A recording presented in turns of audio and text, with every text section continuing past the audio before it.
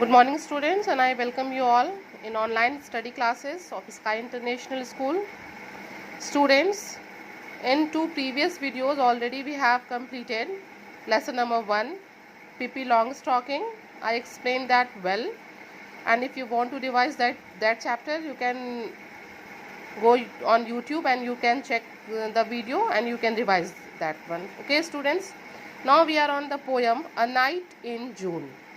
And this poem is written by William Wordsworth.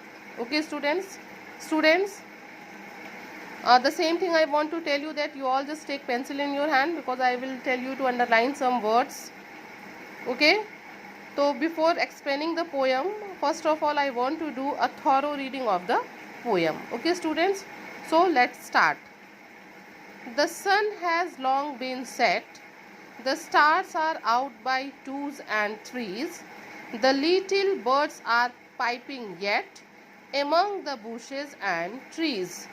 There is a cuckoo and one or two thrushes, and a far off wind that rushes, and a sound of water that gushes, and the cuckoo's sovereign cry fills all the hollow of the sky. Okay students, this is the poem. Now you all first underline the words twos, threes, दो तीन, piping means twittering, chirping, bushes means झाड़ियाँ, long grasses, thrushes, it's a type of bird, kind of bird, rushes, students, when wind blows ना, it makes a sound, जब हवा चलती है तो वो एक आवाज़ उसमें से आती है, and that is called rushes. Gushes, and sound of water called gushes, जब कहीं से जैसे बहुत ज़्यादा मात्रा में पानी निकलता है, when flood comes to one sound, water makes a sound, it is called gushes. Sovereign means rule करती हुई, राज करती हुई आवाज़. Okay, and hollow means खाली. Okay students, now underline these words. Now I am going to explain the lines one by one. The sun has long been set. सूरज जो है वो डूब चुका है, थोड़ी देर हो गया है सूरज को डूबे. ठीक है. The stars are out by twos and threes. तारे जो है एक एक, दो दो, तीन तीन करके आसमान में निकल रहे हैं, चमक रहे हैं, बाहर आ रहे हैं. The little birds are piping yet. छोटी छोटी जो चिड़िया है वो क्या कर रही है? They were chirping. वो जो है वो साउंड निकाल रहे हैं अपने. Sound of bird is called piping. वो क्या कर रहे हैं? They are twittering. They are chirping. Among the bushes and trees. कहाँ पे वो चिर्प कर रहे हैं? झाड़ियों में, बड़े बड़े पेड़ों में, लंबी घासों में.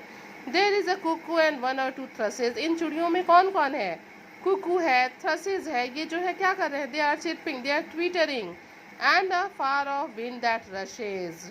इस रात में, इस सुंदर गर्मी की रात में जो है हवा की चलने की आवाज़ आ रही है, जिसको हम rushes कहते हैं. And a sound of water that gushes. और क्या हो रहा है? पानी के निकलने की भी आवाज़ आ रही है. And the cuckoo's sovereign cry fill the hollow of the sky. जो कोयल की राज करती हुई आवाज़ है, ये क्या हो रहा है कि ये पूरे आसमान के खालीपन को भर दे रही है. ना कि सिर्फ कोयल की ही आवाज़, बल्कि हवा की, पानी की, कोयल की, ये सारी आवाज़ जो है ये खाली आसमान को भर दे रही है. और ये एक सुंदर गर्मी की रात है. Children, after reading the poem, after reciting the poem को पढ़ने के बाद हम लोगों ने फील किया, we felt that poet has described a beautiful summer night in his way, in a very beautiful way. Okay, अपने तरीके से और बहुत ही सुंदर तरीके से उसने इस गर्मी की सुंदर रात को डिस्क्राइब किया है. Okay students, आप सबको समझ में आ गया? If you want to revise the poem, again you go through the poem. Okay students, now the poem is completed. In next video I will start lesson number 2. Okay, till then you all stay home and stay safe. Thank you all.